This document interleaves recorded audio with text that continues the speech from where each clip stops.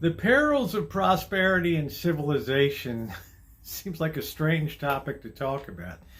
It's another one of the requested videos that's been, well, requested many times over the last couple years in particular, because it strikes people strange, the idea that prosperity can carry the seeds of its own destruction. Let's get into it today. Good morning to all of you.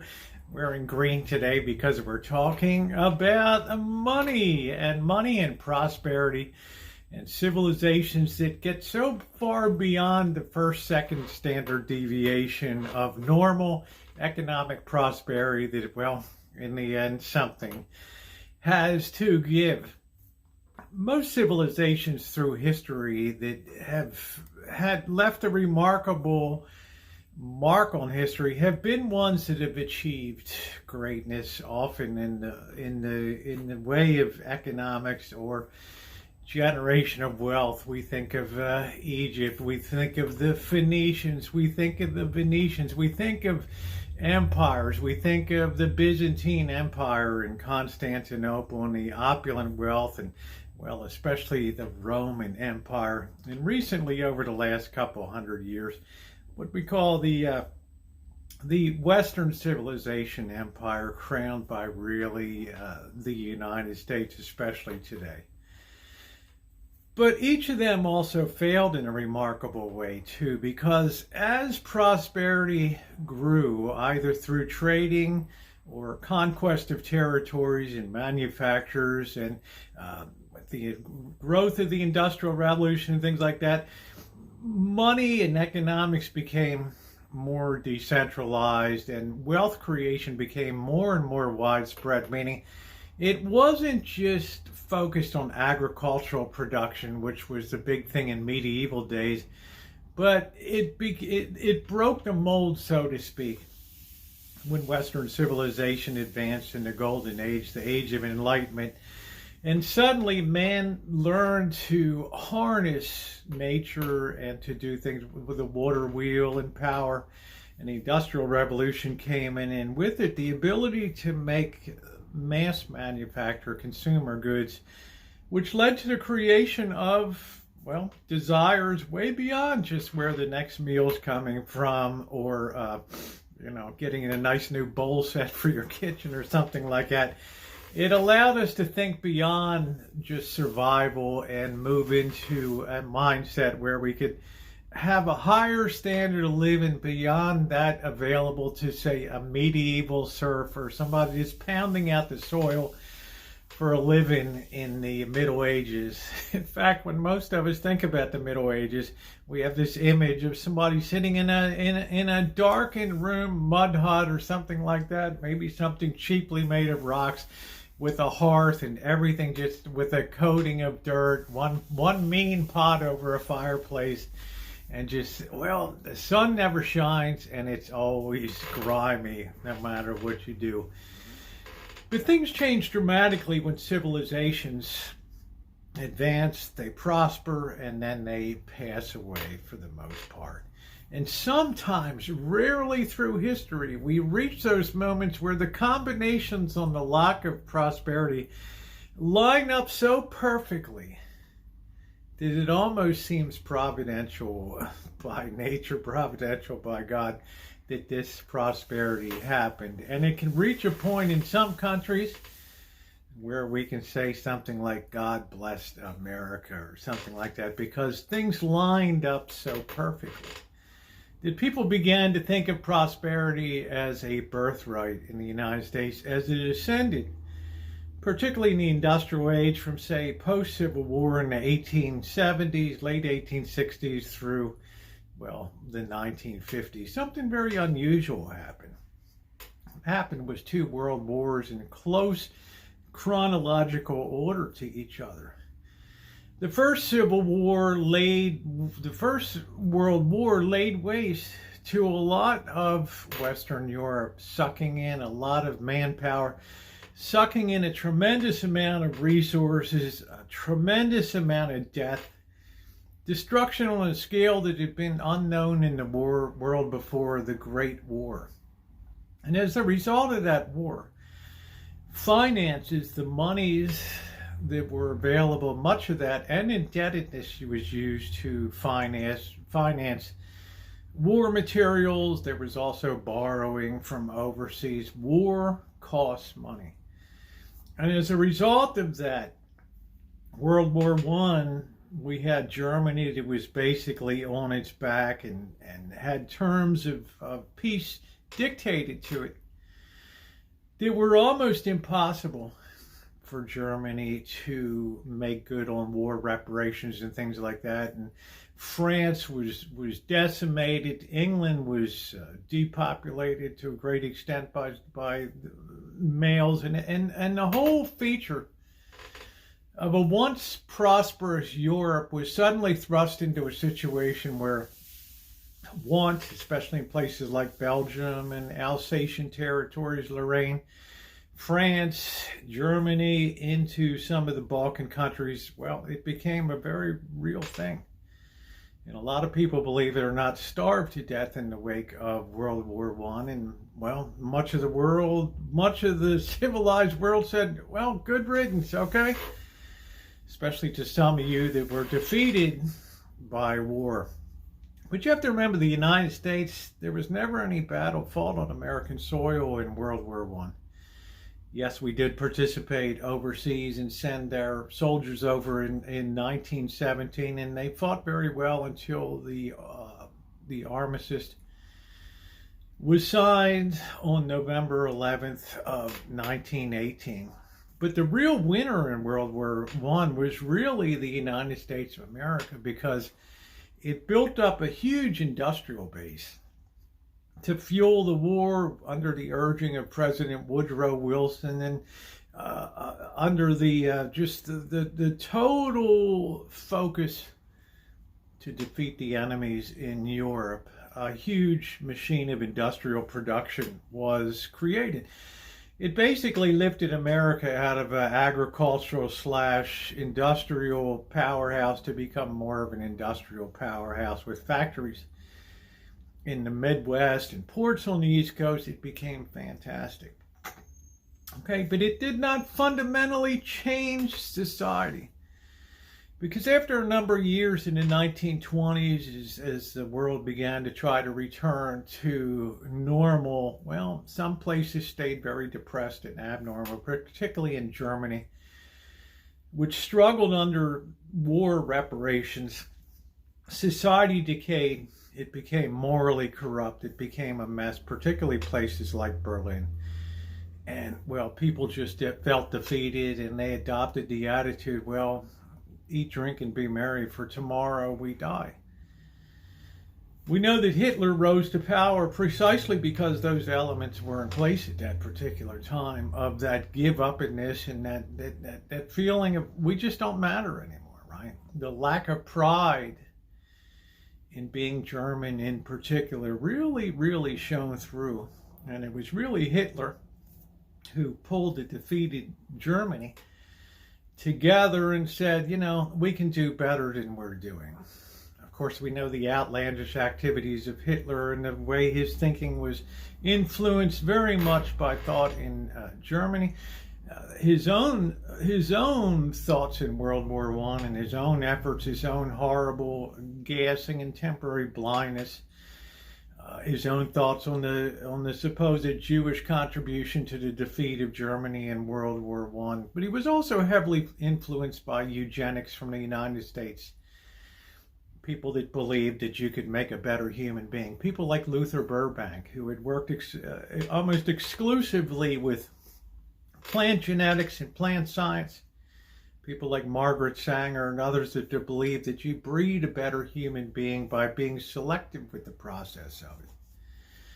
This is getting us a little far afield, but eventually, you know, with the advent of World War II in the 1930s and the rise of Japan and things like that, people were pulled out of the funk of the Great Depression. And before you know it, World War II was underway, with Germany once again bent on conquest of Europe, and now there was Japan in the Far East. And Japan had been they had grown a manufacturing base too, But they set their sights on China and the natural resources that were there. This is all gone someplace, so bear with me here. This is important stuff. Right? The World War in Europe was so devastating, and so devastating in the Far East, that once again, for the second time, it was the United States that emerged unscathed, with its industrial base intact. And the ability to be the nation that would supply the world with the ability to rebuild, to feed itself. So there was a tremendous amount of natural tendency to turn to the United States for massive efforts in rebuilding in the Marshall Plan, etc., etc., etc. The net result was, with the industrial base of the United States intact, the ability to stand alone in the world as the leader of manufacturing. And England had suffered terribly during the war, France, so many nations you can tick down, had basically prostrated themselves in fighting this war that they were spent by the end of it. Only really the United States emerged as a winner for the second time. And with that came an unparalleled boom in prosperity. Why did that happen? Because number one, ironically, during the Great Depression, when everything was available, right? Massive consumer goods, radios, kitchen appliances and things were coming to the fore. Automobiles. Nobody had any money to buy them, right? Everybody. Not everybody, but 20% of the workforce was unemployed. And it just spread a whole sour blanket over top of the whole economy. But when you think about after that, with the kickoff of World War II, suddenly the need to rearm, the need to build up and become the fortress of democracy, the need to begin to lend lease to England and supply the war effort in Europe, led to a case where now employment was full, everybody had money, but now there was nothing to buy. It was the exact inverse of the Great Depression, and all through the 1940s when the war was being fought, with rationing, with consumer goods extremely rare, no automobiles produced really since 1941 and early into 1942. It's almost like the pandemic times here were over, and in 2022, 2023, after the war, everybody wanted everything. I want a house, I want a car. Inflation took off. But man, did the boom hit, because the money had burned a hole in people's pocket. The upshot of all of this was that it triggered this massive wave of growth that created the largest middle class in history. And it also created waves and decades of what seemed to be unparalleled prosperity in general for most of society that was almost unknown in the history of humanity. Even the greatest empires in the world really didn't ever have middle classes, because they're anomaly. You're either with the rich, you're either with the rulers, or you're just down at ground zero, and maybe you're a merchant and you do a little better or something like that. But the middle class was really a phenomena that was really born here in the United States after World War II. Now, the problem with that, the peril of that comes is people are raised in that generation of born as the baby boomers after World War II. They don't really have an idea of what created this enormous prosperity. Okay, what created this bubble of money that was dying to be spent, and this huge wave that was kicked off, almost like a tsunami of consumption. And with consumption and money came the development of entire new industries. a space age, computing, things like that. It's just the human wants exploded. And industry rose to meet those needs. But there was also another assumption that took place that was very dangerous, and that was the assumption that prosperity was almost a birthright going forward. Therefore, we should not hesitate to burden this prosperity, shackle that with, well, trying to do more for others. The guilt was really set in the 1960s or so, to late 1950s and early 1960s, because as much of the nation was prospering, there were entire sections, right? Much of the South, many blacks, areas of the country where prosperity never reached into, Appalachia and other places. And people took it in their head, if we can have a middle class and we can do this well, why can't we get everybody onto the train?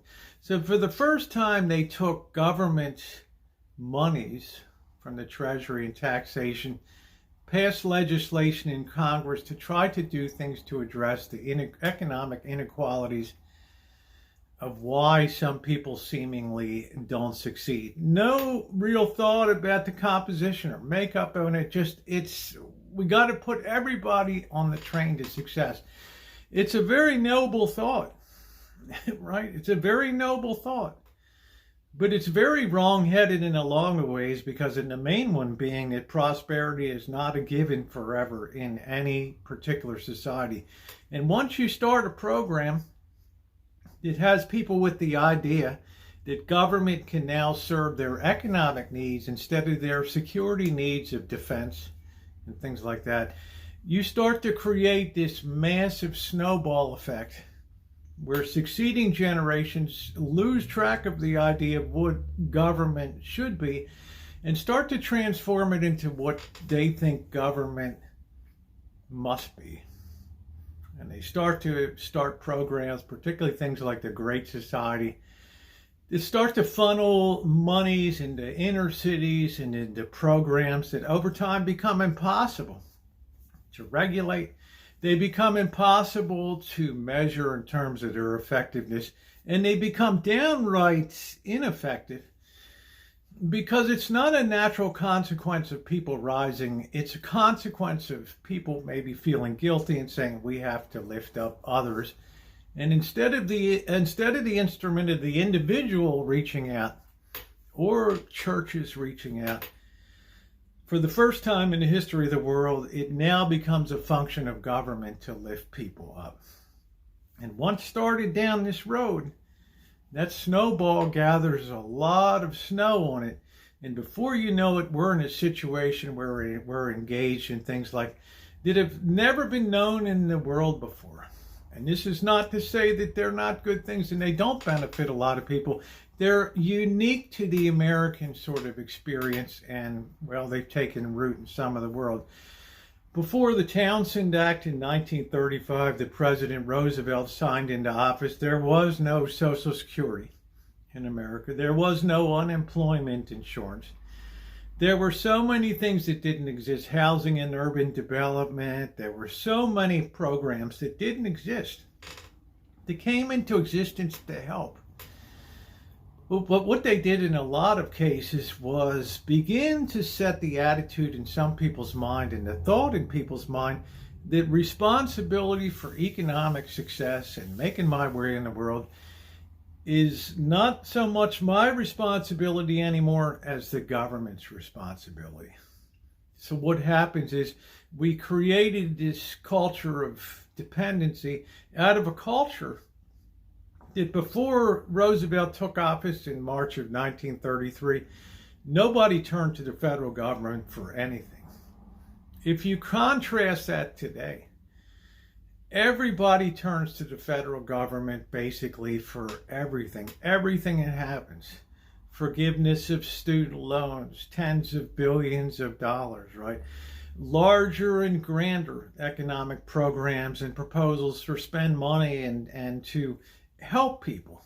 And a lot of these have very good motivation, but they put an excessive drag on the Treasury of the United States until you reach such a point where people think it's a natural function of society to demand more and more from the Treasury.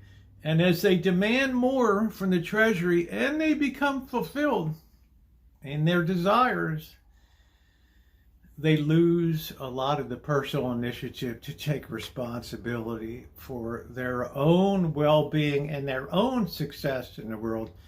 And it's very easy at that point to point a finger and say, well, it's your fault that I haven't made it. It's all the government's fault and the way that things are run around here that I haven't made it. It's a very tough time, right? Because ironically now, as we see human desires and dependencies on the United States government for tens of millions of people for their very daily bread, through multiple programs from Social Security to disability programs to Health and Human Service, housing, Section 8, and things like that, there's this natural tendency to pull back on the individual to, well, stop fighting to go forward. And this is the peril of prosperity. It eventually brings that civilization to its knees because a couple things happen. Productivity falls. Productivity is just vested in intellectual advancement like computing, like artificial intelligence. It's really designed, let's face it, you haven't heard this before, but it's designed as a workaround human nature, right? Humans are naturally lazy, and AI sort of gets around that.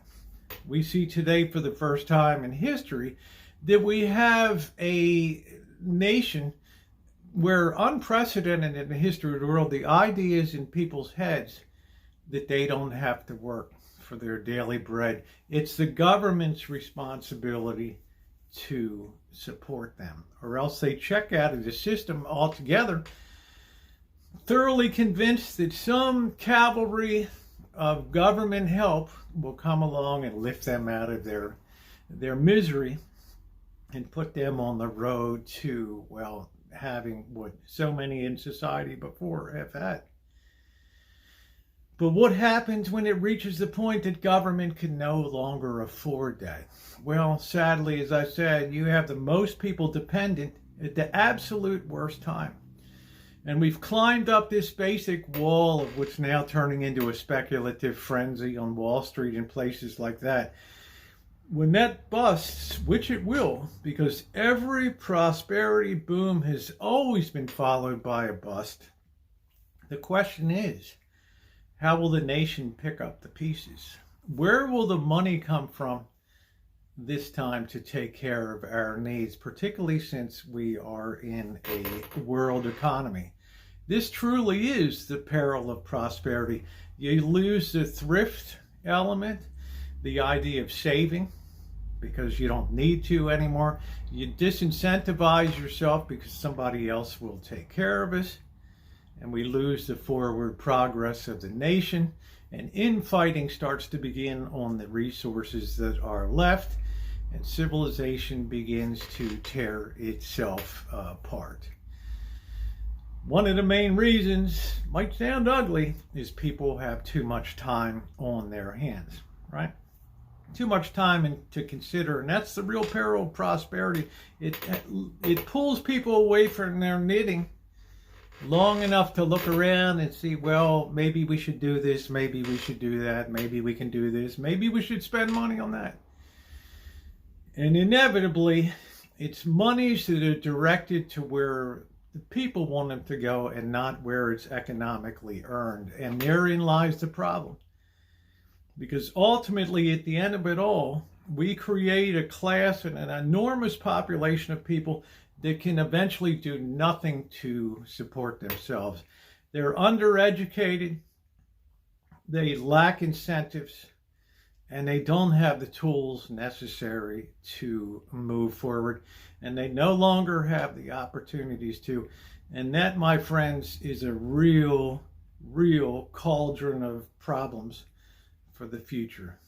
We'll talk about it in a future when I'm so glad that you're enjoying these discussions. Your comments are always welcome down below. I've been delighted how well these have been received. So I look forward to your comments in the comment section down below. As always, be nice.